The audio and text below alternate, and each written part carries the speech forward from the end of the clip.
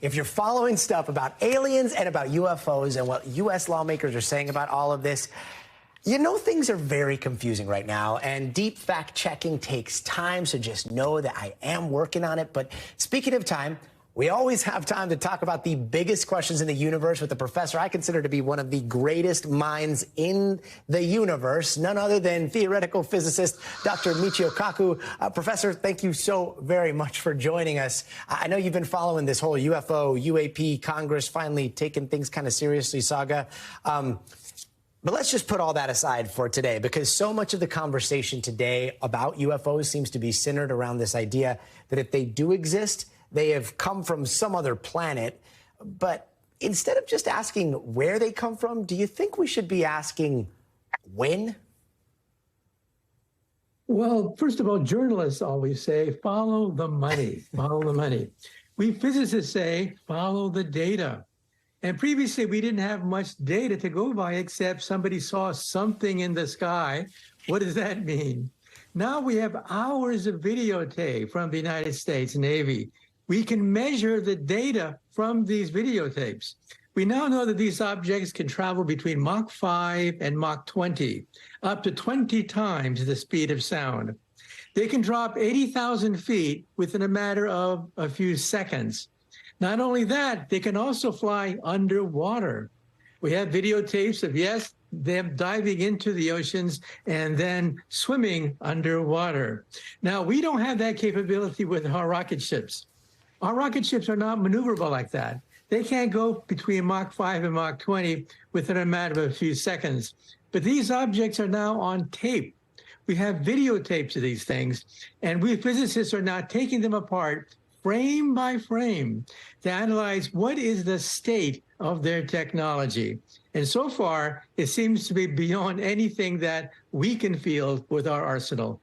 So if it's beyond what we can build from our arsenal, there seems to be a bunch of different possibilities. One of them is that if they're capable of traveling this fast, they traveled across the universe. I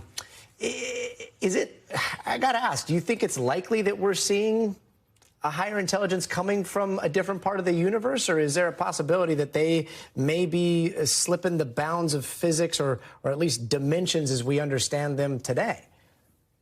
Well, it used to be that the burden of proof was on the eyewitness accounts. Martha, I see something in the sky. That's not a burden of proof. Now the burden of proof is shifted. Now the military has to prove that these aren't extraterrestrial. And just remember that a Saturn rocket traveling at tremendous velocities would take 70,000 years just to reach the nearby stars.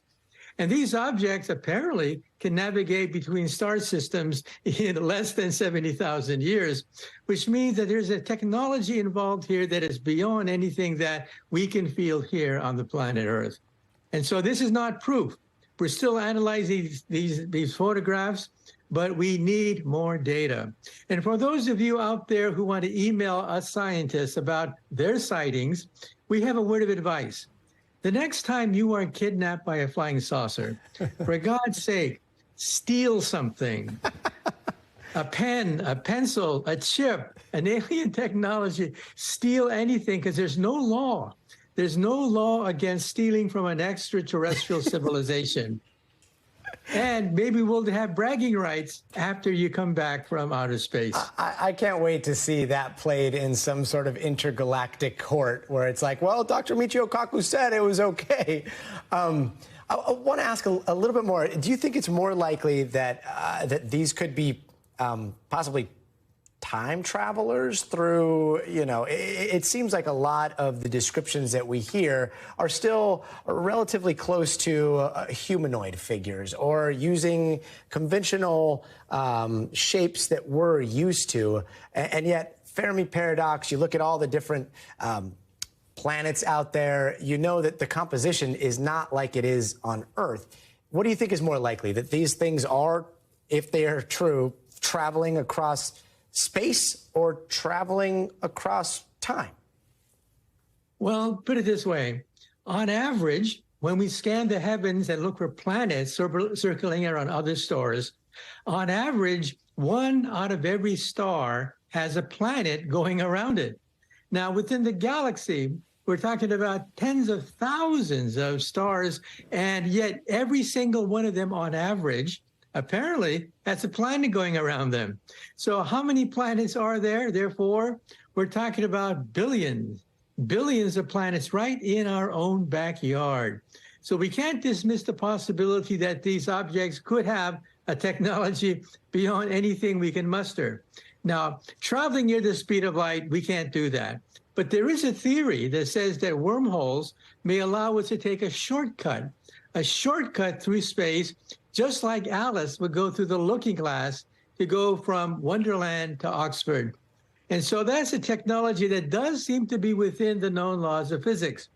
But other than that, we physicists have a hard time getting our heads around the fact that if these things really are extraterrestrial, this means they can sweep across the galaxy in a blink of an eye. We can't do that. So let's say that's true. When it comes to time travel, or I mean, you study string theory. Is there a possibility that they may be that we as three-dimensional beings that can kind of perceive this fourth dimension may not be able to see everything around us? Well, Stephen Hawking, the cosmologist, before he passed away, said that wormholes may take us faster than the speed of light as far as space is concerned. Time travel, he was a little bit more skeptical about because of the fact that if you go backwards in time and do it repeatedly, you would create a loop and you would create enough energy to blow the whole thing apart and your time machine would explode. However, there's a fault within Stephen Hawking's proof.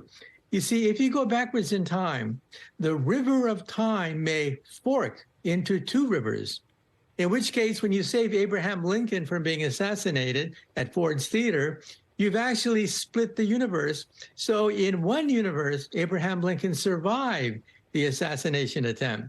That's when the river of time forks into two rivers. In that situation, you don't have this time loop.